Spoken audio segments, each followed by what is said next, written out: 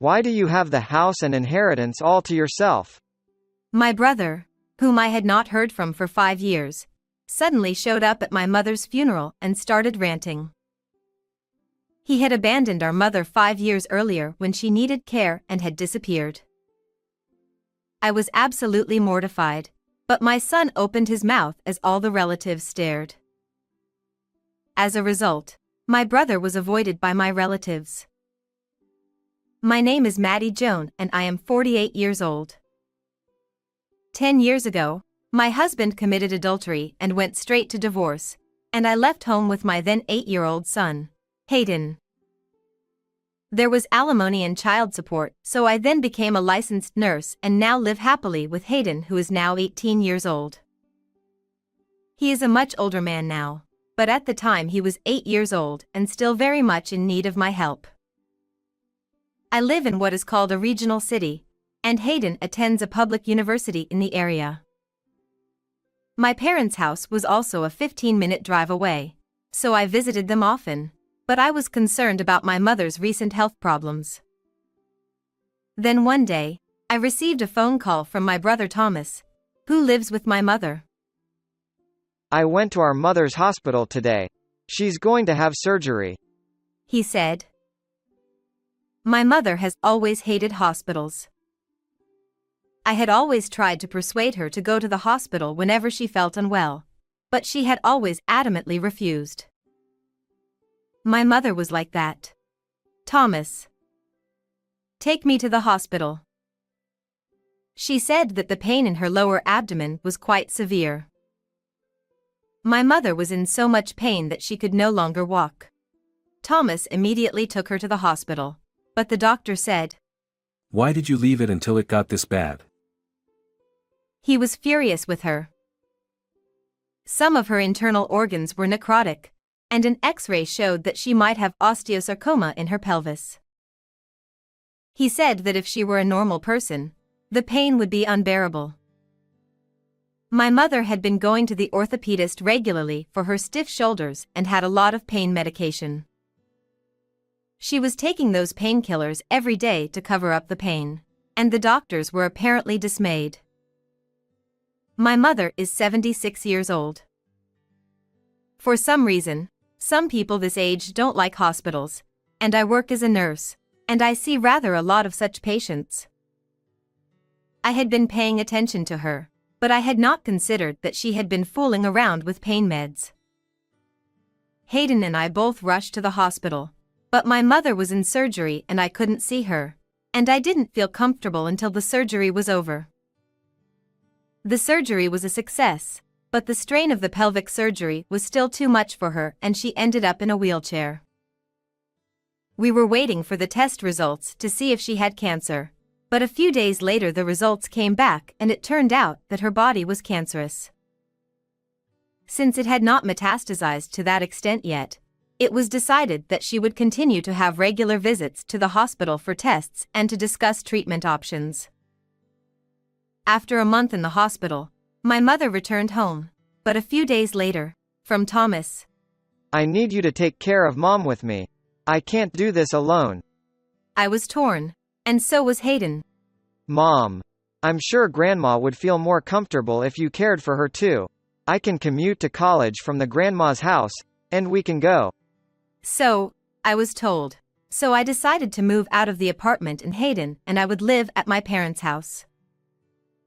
Maddie, I'm sorry to bother you. My mother was apologetic, but she also said she felt safer with me as a nurse by her side. Really? I'm glad you're here. It's still a lot of work to take care of her. I couldn't have done it alone. And Thomas was happy too. My father had been dead for more than 10 years, but my parents had a rather large house, probably because he had had a rather good job. My father's retirement benefits had paid out quite a bit, as well as the insurance money from when he died, so my mother and brother were well off. The family home had been remodeled several times, so the family home looked comfortable. There were many rooms, so Hayden had his own room, which he was happy about. I was taking a sigh of relief after cleaning up the move when Thomas came in smiling. I have a dream. You take care of the rest. He said. I said. What? What do you mean? He was about to leave the house with a carry-on case that he had originally prepared. What do you mean? I asked Thomas in a panic as he was leaving. What do I mean? I have a dream, and I asked you to take care of Mom. I was stunned, and he quickly got into a cab that was waiting for him. A dream. What does he mean? I could not understand the current situation at all.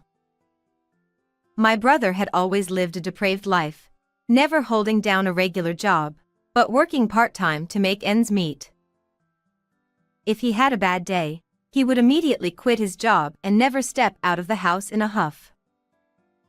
Perhaps it was because he could live comfortably at home, but he lived off the backs of his parents. So when my mother needed nursing care, I took it for granted that he would take care of her. However, as a daughter, I decided to do what I could to help her and decided to live at home. It never occurred to me that he was going to throw the entire responsibility of caring for my mother on me, but when I thought about it, I should have considered that he was my brother, and he might do it. Well, no matter how much, he would be home in a month or so. I gave up and decided to take care of my mother on my own. I had a job, so I asked a friend who was a care manager to help me with home care and day care services, and I made it as easy as possible for my mother to spend time with me. My brother did not return after a month. On the contrary, I later found out that he had done something terrible. I tried to call him several times, but he seemed to have blocked all incoming calls and never answered any of them. I thought about quitting my job once, but that was no longer possible, so I told my employer what had happened and asked them to change my hours to a shorter shift. Hayden helped me with my reduced income and supported the household by working part-time. Hayden actively helped me with caregiving when he was free from college, which was really helpful. My mother said she was sorry. I am lucky. Thank you for everything. And she was always grateful to us. When she was in good health, we would go on trips, even to nearby places, and when the weather was nice, we would go for walks in her wheelchair. She had cancer, so she was in and out of the hospital during that time, but 5 years after I moved back home, she passed away after a long battle with the disease. Hayden and I were very sad, but we had done everything we could for her, and most importantly, we had made many memories and had no regrets.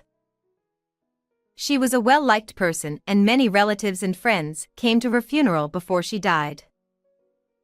While I was talking with the people who came to the funeral, Thomas showed up there for the first time in 5 years. As soon as he saw me, Hey, Maddie, what is this all about? My lawyer told me. Why is the entire inheritance yours? You cheated my mother. He started yelling at me. The relatives and my mother's friends looked at us to see what was going on, but they all looked at me coldly as Thomas talked about me like I was a criminal. This man. I thought he had not shown up in a long time. What is he saying?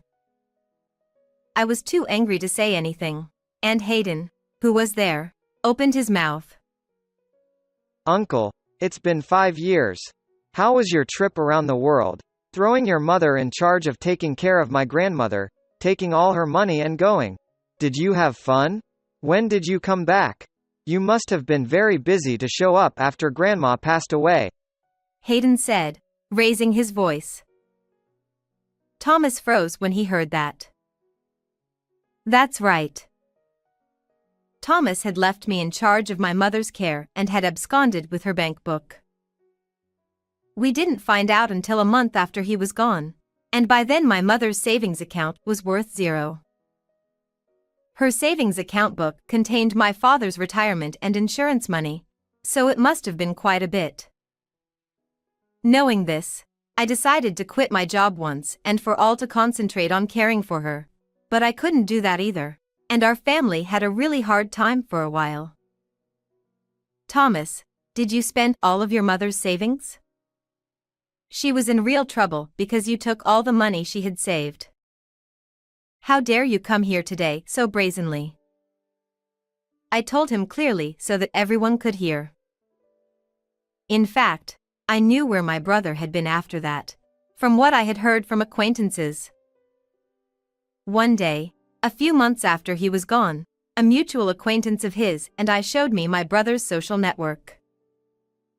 There I saw a picture of Thomas having a grand time in Las Vegas, and I felt my gut churn.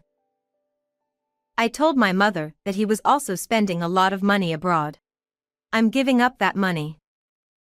I've decided to consider Thomas an early inheritance. I'll give you all the rest of my inheritance.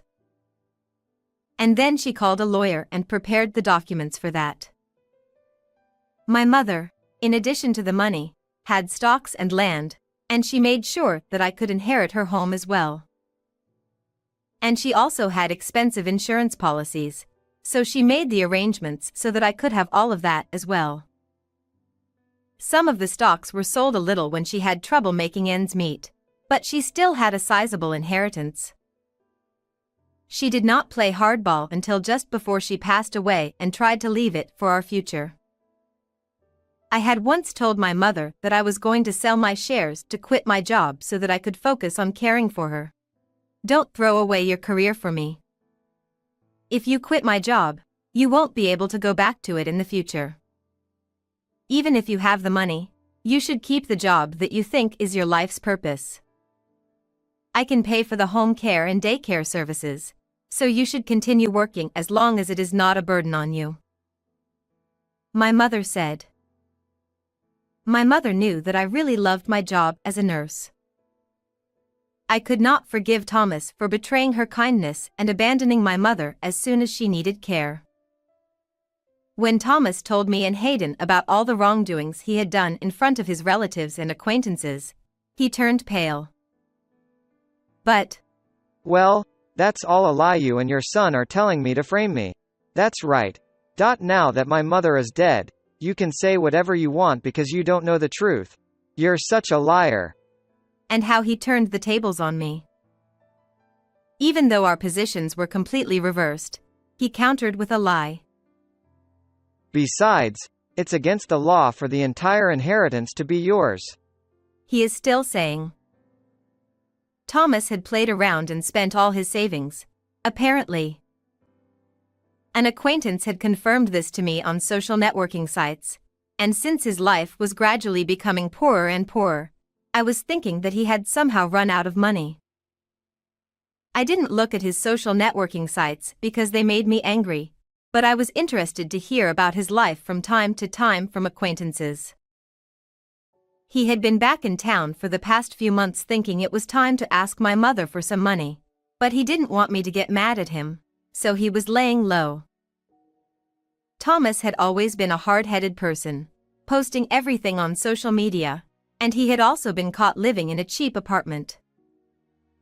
When I saw a picture of him with the title, "I'm tired of living in luxury, so I decided to live in poverty," I was disgusted. How did you know the date and place of your mother's funeral when you never showed up until now? I asked.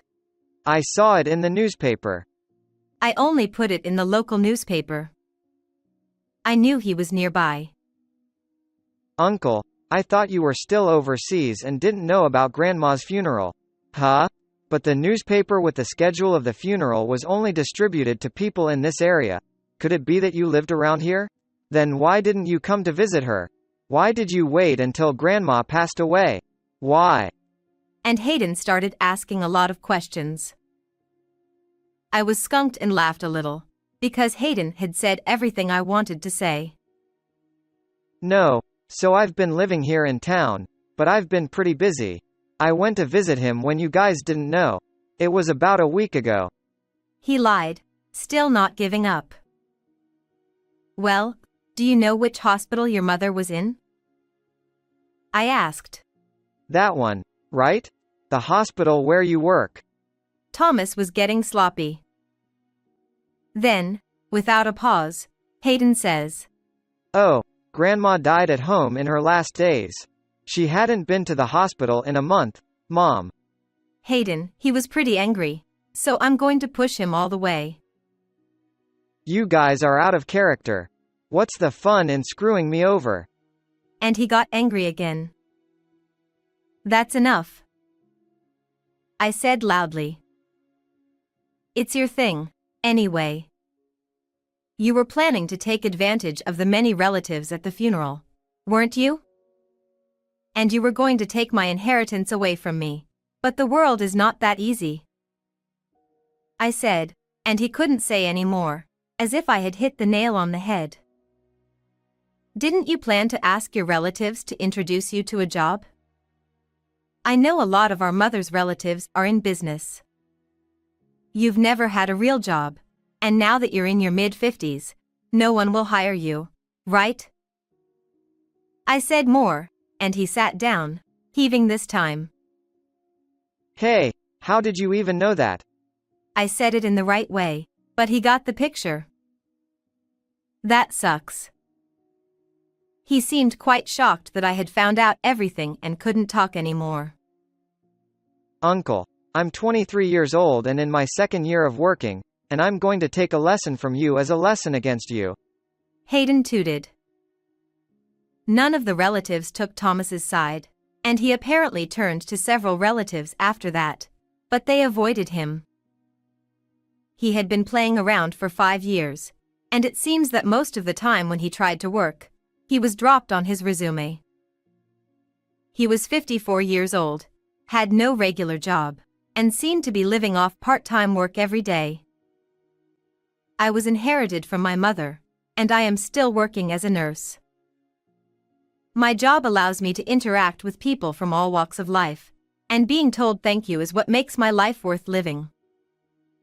Thomas was so busy chewing on his parents' backs that he will probably spend the rest of his life without knowing the joys of such work.